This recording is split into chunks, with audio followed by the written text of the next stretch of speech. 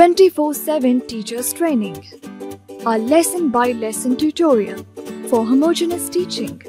We are an EdTech textbook publisher.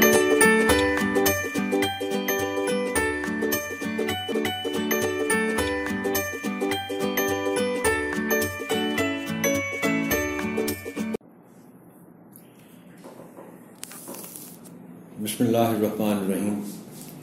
السلام علیکم محترم ٹیچر. سنو مین پبلشرز کی جانب سے خوش آمدید. یہ سیشن پہلی جماعت کی اردو کے باب نمبر 6 پر ہے، جو کہ ایک نثری عبارت پر مشتمل ہے. عنوان ہے دیانت داری.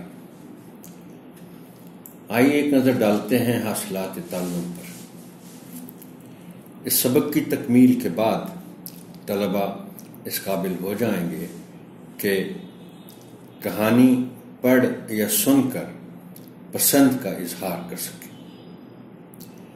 متن یا تصویر سے متعلق تفہیمی سوالات کے درست جوابات لکھ سکیں، 2 سے 3 ارکان والے الفاظ کا استعمال کرتے ہوئے آسان جملے لکھ سکیں، 2 حرفی، 3 حرفی اور 4 حرفی ارکان والے الفاظ کو لکھ سکیں، بول چال میں جملوں کے تسلسل کو برقرار رکھتے ہوئے واقعے یا کہانی کو اپنے الفاظ میں بیان کر سکیں، پوچھا گیا سوال سمجھ کر اس کا جواب دے سکیں، سادہ الفاظ سن کر لکھ سکیں یعنی املا. بچوں کو عبارت کے عنوان تک لے جانے کے لیے اور ان کی کتابیں کھلوانے سے پہلے آپ ایک موزوں تمہید اٹھائیں گے، عبارت کے عنوان کا اعلان کریں گے اور پھر کتابیں کھلوائیں گے. تمہید اٹھانے کے لیے درج ذیل نکات پیش ہیں، تاہم یہ حرف آخر نہیں ہیں. بہتر سے بہتر تمہید کے لیے آپ کی فکری جستجو جاری رہنی چاہیے. درج ذیل سوالات کی مدد سے تمہید اٹھائیں. محترم ٹیچر، میں اگر سوالات کی بات کرتا ہوں تمہید اٹھانے کے لیے تو آپ یقیناً سمجھ سکتے ہیں کہ اس کا ہرگز یہ مطلب نہیں ہے کہ آپ کلاس میں جاتے ہیں تو جاتے ہی آپ سوال پوچھ رہے ہیں. ظاہر ہے آپ کو ابتداً بچوں کے ساتھ کچھ ہلکی پھلکی گفتگو کرنا ہوتی ہے، ان کا حال پوچھتے ہیں اور پھر آپ سوالات کی طرف آتے ہیں. پہلا سوال ہے، اگر آپ کو اسکول میں کسی کی کوئی گری ہوئی چیز ملے تو آپ کیا کریں گے؟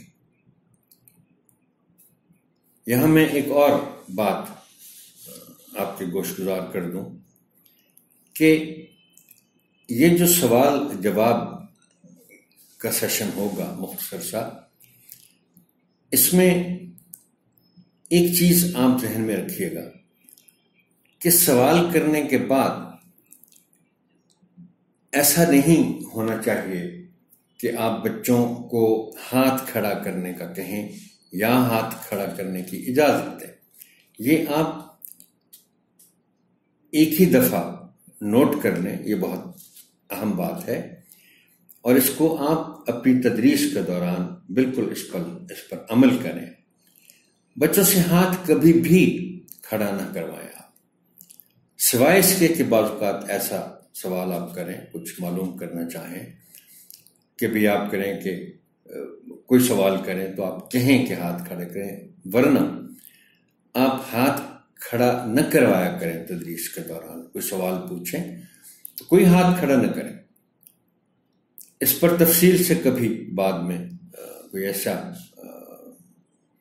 سلسلہ ہوا تو بات کریں گے. تو آپ بچے بغیر ہاتھ کھڑا کیے ان کو سوچنے کا تھوڑا سا وقت دیں اور پھر آپ اشارہ کریں کسی بچے کی طرف یا اس کا نام لیں کہ ہاں بھی آپ بتائیں کہ اگر آپ کو اسکول میں کسی کوئی گری ہوئی چیز ملے تو آپ کیا کریں؟ کیا کبھی کسی نے آپ کی کوئی کھوئی ہوئی چیز واپس کی ہے؟ کیا آپ کسی ایسے بچے کو جانتے ہیں جو بہت ایماندار ہو؟ کیا آپ نے کبھی کوئی ایسی کہانی سنی یا ویڈیو دیکھی ہے جو کسی کی ایمانداری کے بارے میں ہو؟ ان سوالات کے بعد آپ بچوں کو دیانتداری کے معنی بتائیں، اور ظاہر ہے معنی یہی ہے کہ دیانتداری ایمانداری ہوتی ہے، اور ایمانداری کا تقاضا یہی ہے، آپ بچوں کو بتائیں کہ ایمانداری کا تقاضا یہ ہے کہ آپ کسی سے کوئی چیز ادھار لیں تو واپس کریں وقت پر، کوئی وعدہ کریں تو اس کو پورا کریں۔ یہ سارے دیانتداری کے پہلو ہیں، اور یہ سارے سوالات کے بعد اور دیانتداری کے معنی بتانے کے بعد پھر آپ بتائیں گے کہ بچوں، آج کا ہمارا جو سبق ہے یا جو باب ہم شروع کرنے والے ہیں اس کا عنوان دیانتداری ہے۔ اسی لیے یہ لکھا ہے کہ درجہ بالا سوالات پر مبنی گفتگو کے نتیجے میں بچوں کو باب کے عنوان پر لے جائیں۔ تمہید کے بعد آپ بچوں کو بغور سننے کی تاکید کے ساتھ عبارت کی قرأت کریں۔ آپ کے لیے میں قرأت کرتا ہوں۔ پرنسپل صاحب اپنے دفتر میں موجود تھے۔ ایک ننھے منھے طالب علم نے اندر آنے کی اجازت طلب کی۔ السلام علیکم سر، کیا میں اندر آ سکتا ہوں؟ وعلیکم السلام، آؤ بیٹا آؤ، پرنسپل صاحب نے کہا۔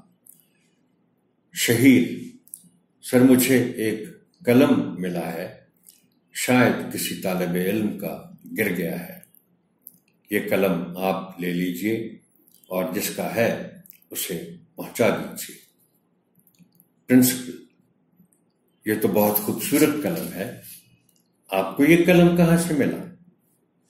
شہیر، سر مجھے یہ قلم کھیل کے میدان سے ملا ہے۔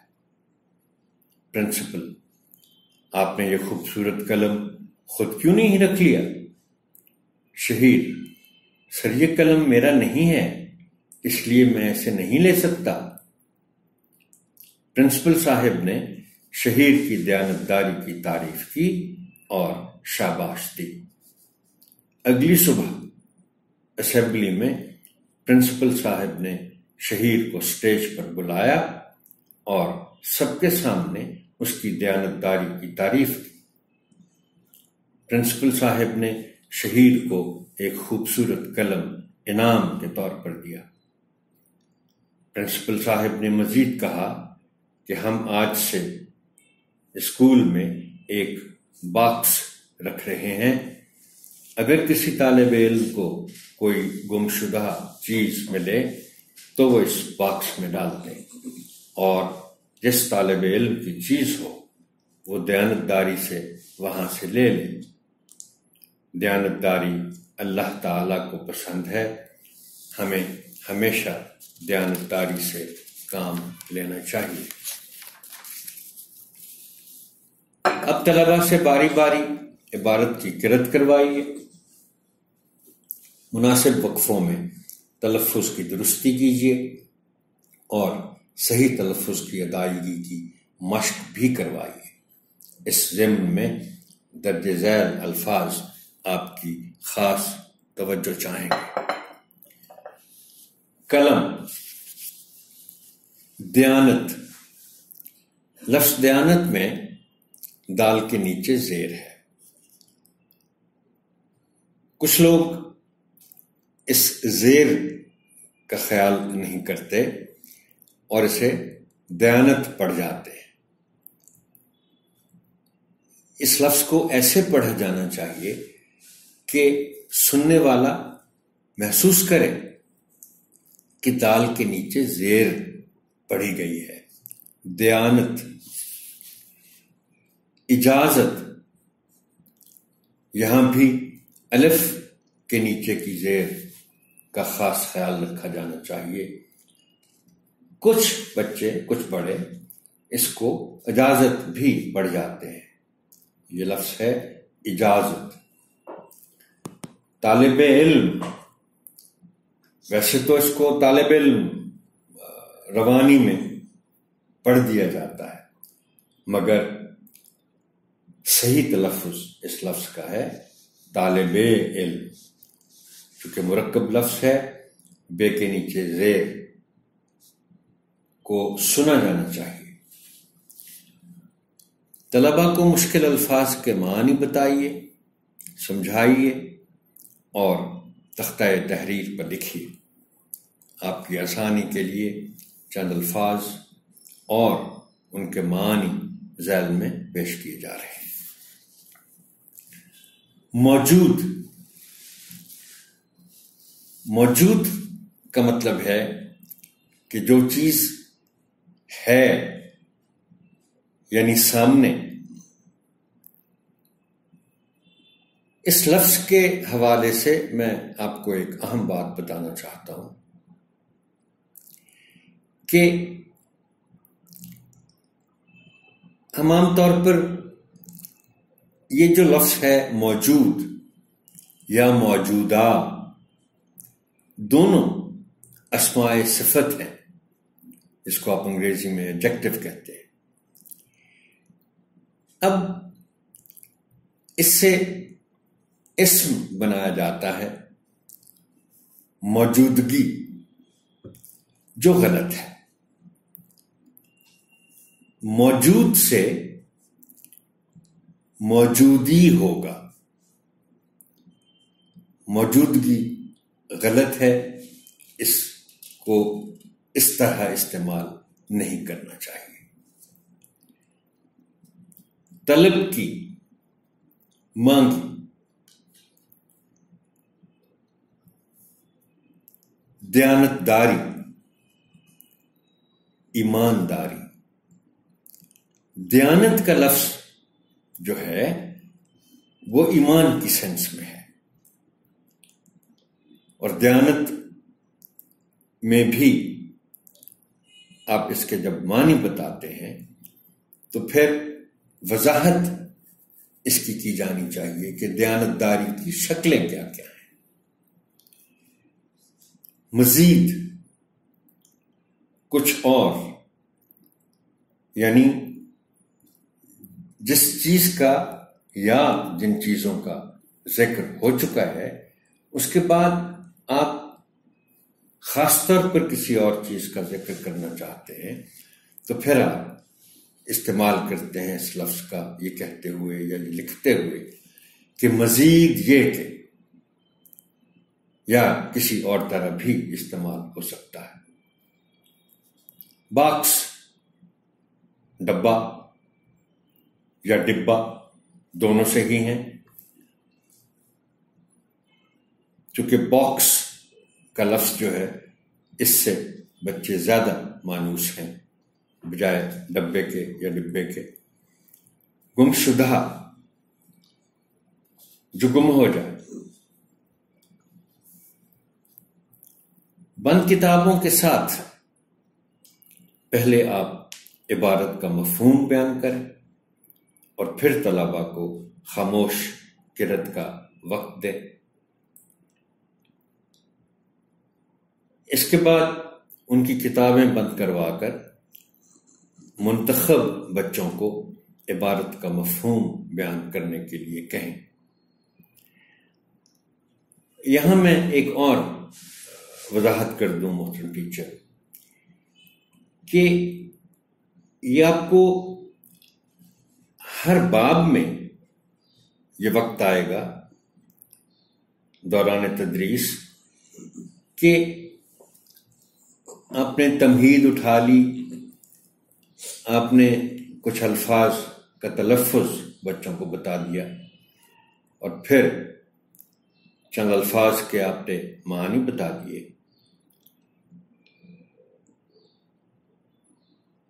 اور آپ نے خود عبارت کا مفہوم بیان کر دیا. اب یہ سٹیج آئی کہ آپ نے بچوں سے کہا کہ آپ چپ کر کے یعنی خاموشی کے ساتھ، جس کو انگریزی میں آپ کہتے ہیں سائلنٹ ریڈنگ، کہ آپ اس متن کو ایک دفعہ خاموشی کے ساتھ پڑھیں۔ یہ تھوڑا سا مشکل مرحلہ اس لحاظ سے ہوتا ہے ٹیچر کے لیے کہ بچے اس کو ذرا مشکل پاتے ہیں کہ خاموش رہ کر اپنی اپنی کتاب پر نظر جما کر وہ پڑھیں متن کو، اس لیے کہ قدرتی طور پر وہ ایک دوسرے کے ساتھ مصروف ہو جاتے ہیں، باتیں شروع کر دیتے ہیں، تو اس میں آپ کو ان کی ذرا سختی سے نگرانی کرنی پڑتی ہے تاکہ ہر بچہ اپنی اپنی کتاب پر نظر جما کر اس متن کو پڑھے۔ مقصد اس خاموش قرأت کا یہ ہوتا ہے، یا سائلنٹ ریڈنگ جس کو آپ کہتے ہیں، کہ بچہ اس کو ایک دفعہ پھر سے پڑھ لے اس متن کو، کوئی چیز اس کو سمجھ نہیں آ رہی تو وہ ذہنی طور پر نوٹ کر لے اور کوشش کرے کہ اس متن کو وہ سمجھ لے اچھی طرح۔ اب ہم آتے ہیں کہ بہتر تفہیم کے لیے آپ کو کیا کرنا ہے۔ بچوں کو دیانتداری کی مختلف مثالیں دیں۔ اب یہ موضوع ایسا ہے کہ ظاہر ہے آپ نے بچوں کو پہلے لفظ دیانت کے معنی بتائے، اس کے بعد دیانتداری کے معنی بتائے۔ اب یہ بات نوٹ کر لیں محترم ٹیچر کہ دیانت اور دیانتداری دونوں الگ الگ الفاظ ہیں اور ان کے الگ الگ معنی ہیں۔ صرف دیانت کی بات کریں تو وہ پھر ایمان ہے، دیانتداری ہے، دیانتداری کا مطلب یہ ہوا کہ دیانت سے کام لینا، ایمانداری، ایمان سے کام لینا۔ اب دیانتداری کی جب آپ مختلف مثالیں دیں گے، اگر آپ نے بچوں کو اچھی طرح وضاحت کے ساتھ سمجھا دیا ہے کہ دیانتداری ہوتی کیا ہے اور خود سے بھی آپ نے چند مثالیں دے دی ہیں، تو بچوں کے لیے ذرا آسان ہو جائے گا کہ وہ اپنی اپنی زندگی میں سے دیانتداری کی کوئی مثالیں دے دیں۔ آپ نے بھی چونکہ نمونے کے طور پر چند مثالیں دی ہیں۔ اب اس میں کوشش آپ یہ کریں کہ بچوں کو اعتماد دیں، ان کی حوصلہ افزائی کریں۔ ہو سکتا ہے کہ آپ ابتدا اس سرگرمی کی ان ایک دو بچوں سے کریں جو زیادہ پر اعتماد ہیں اور بول لیتے ہیں۔ جب آپ ایسے ایک دو بچوں سے دیانتداری کی مختلف مثالوں کے لیے کہیں گے کہ جی آپ بتائیں آپ کی زندگی میں اگر آپ نے کچھ دیکھا، کوئی ایسا تجربہ ہوا کہ آپ نے دیکھا کہ آپ نے کسی اور بچے کے ساتھ معاملہ کیا یا کسی بڑے کے ساتھ معاملہ کیا۔ اب دیکھیں میں آپ کو ایک مثال دیتا ہوں۔ عام طور پر دیانتداری کا مطلب یہ سمجھا جاتا ہے کہ آپ نے کسی کو کوئی چیز دی، امانت کے طور پر ادھار دیا، تو اگر اس نے وقت پر واپس کر دیا تو وہ دیانتدار ہے، اور اگر اس نے وقت پر واپس نہیں کیا تو شاید دیانتداری میں کمی ہے، اور اگر اس نے بالکل واپس نہیں کیا تو پھر وہ دیانتدار نہیں ہے۔ تو اس طرح کی مثالیں جب آپ بچوں سے کہیں گے کہ وہ اپنی زندگی میں سے دیں تو یقیناً، اب دیکھیں آپ نے اگر کسی بڑے نے ایک کسی بچے کے ساتھ، اور یہ میں بہت اہم مثال کے طور پر آپ کے ساتھ شیئر کرنے والا ہوں، کہ کسی بڑے نے بچے سے وعدہ کیا کہ میں آپ کو آج شام کو یہ چیز لا دوں گا، بے شک وہ کھانے پینے کی۔ اب دیانتداری کا یہ تقاضا ہے کہ بڑے نے اگر بچے سے کوئی وعدہ کیا ہے تو وہ پورا کرے، اور اگر وہ پورا کرنے کی پوزیشن میں نہیں ہے تو پھر وہ وقت سے پہلے بچے کو بتا دے کہ میرے لیے یہ مسئلہ ہے، یہ رکاوٹ ہے، میں بعد میں کروں گا، فلاں وقت پہ کروں گا۔ لیکن اب بچوں کو خاص طور پر جو آپ نے تلقین کرنی ہے دیانتداری کے حوالے سے وہ یہ ہے کہ بچے بھی اگر بڑوں کے ساتھ کوئی وعدہ کریں،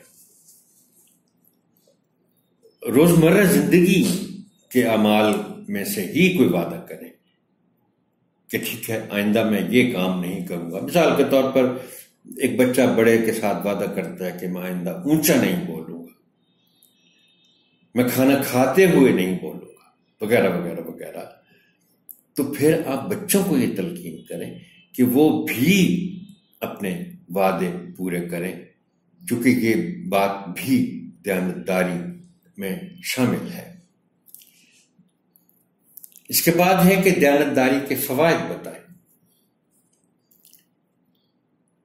سب سے بڑا فائدہ دیانتداری کا آپ یہ بچوں کو بتائیں کہ دیانتداری کا سب سے بڑا فائدہ یہ ہے کہ آپ کے بارے میں باقی لوگ اچھا سوچنا شروع کر دیتے ہیں، وہ آپ پہ اعتماد کرنا شروع کر دیتے ہیں، اور وہ مثال دیتے ہیں پھر آپ کی باقی بچوں کو کہ دیکھو بھائی فلاں بچہ جو ہے وہ اتنا دیانتدار ہے کہ کوئی وعدہ کرتا ہے تو پورا کرتا ہے، کوئی بھی وعدہ کرتا ہے۔ تو یہ سب سے بڑا فائدہ ہے دیانتداری کا کہ لوگ ایسے بچوں کی تعریف کریں گے اور ان کی زیادہ عزت کریں گے، اور جب باقی لوگوں کے ساتھ ان کا ذکر کریں گے تو وہ کہیں گے کہ فلاں بچہ بہت اچھا بچہ ہے، دیانتدار ہے، ایماندار ہے، وعدہ خلافی نہیں کرتا، وغیرہ وغیرہ وغیرہ۔ اب آپ چند الفاظ کا انتخاب کریں اور بچوں سے کہیں کہ وہ ان الفاظ کو استعمال کرتے ہوئے اپنے جملے لکھیں۔ آپ ان کے جملوں کی اصلاح کریں اور پھر نمونے کے طور پر خود بھی ان الفاظ کے جملے بنائیں اور تختہ تحریر پر لکھیں۔ اب ہم آتے ہیں متعلقہ حاصلات تعلم کے حوالوں کے ساتھ مشق، زبان شناسی اور لکھائی کے کچھ اہم پہلوؤں کی طرف۔ اس میں سے میں نے صرف ایک سرگرمی کا انتخاب کیا ہے اور وہ ہے صفحہ 88 پر دوست کی دیانتداری کا واقعہ سنایا جائے گا۔ یعنی بچوں سے کہا جائے گا، چند بچوں سے باری باری، کہ وہ اپنی یا اپنے کسی دوست کی دیانتداری کا واقعہ جماعت کے سامنے بیان کریں۔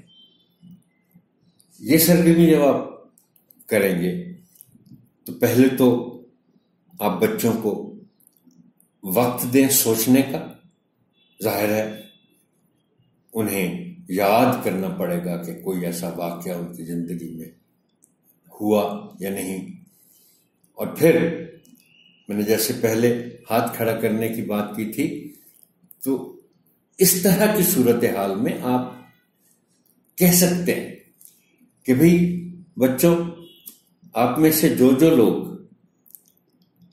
اپنے کسی دوست یا اپنی دیانتداری کا کوئی واقعہ سنانا چاہتے ہیں وہ ہاتھ کھڑا کریں۔ پھر وہ جو ہاتھ کھڑا کریں گے بچے، ان میں سے آپ پھر انتخاب کر سکتے ہیں کہ بھئی فلاں بچے کو آپ کہیں کہ آپ بتائیں آپ اپنی دیانتداری کا واقعہ سنانا چاہتے ہیں یا اپنے دوست کی دیانتداری کا، اور پھر آپ یہ خیال رکھیں کہ جب آپ بچے کو کہیں کہ وہ اپنے یا اپنے دوست کی دیانتداری کا واقعہ سنائے تو پھر آپ باقی بچوں کو سختی کے ساتھ یہ تلقین کریں کہ خاموشی کے ساتھ سنیں، اور پھر اس بچے کو آپ بلائیں پوری کلاس کے سامنے. اور یہ صرف دیانتداری کے حوالے سے واقعہ سنانے کی بات نہیں ہے. اس کا سب سے بڑا فائدہ تو یہ بھی ہوگا کہ آپ جب پوری کلاس کے سامنے ایک بچے کو بلاتے ہیں اور اسے کچھ بولنے کا کہتے ہیں باقاعدہ حوصلہ افزائی کے ساتھ، تو اس میں ایک اعتماد پیدا ہوتا ہے، اور جو اس نے واقعہ سنایا ہے اس واقعے کے سنانے کے بھی اثرات ہوتے ہیں اس کی شخصیت پر. یہ حاصل تعلم ہے طلبہ بول چال میں جملوں کے تسلسل کو برقرار رکھتے ہوئے واقعے یا کہانی کو اپنے الفاظ میں بیان کر سکیں. یہ بچے چونکہ پہلی جماعت کے بچے ہیں، وہ ظاہر ہے اتنے اعتماد کے ساتھ اور اتنے تسلسل کے ساتھ شاید نہ بول سکیں، لیکن یہ کام ایسا ہے کہ بار بار موقع ملنے کے بعد ان میں اعتماد بھی آتا ہے اور تسلسل کے ساتھ جملوں کو بولنے کی صلاحیت بھی پیدا ہوتی ہے. محترم ٹیچر، آپ کی سماعت کا شکریہ. اللہ حافظ ناصر.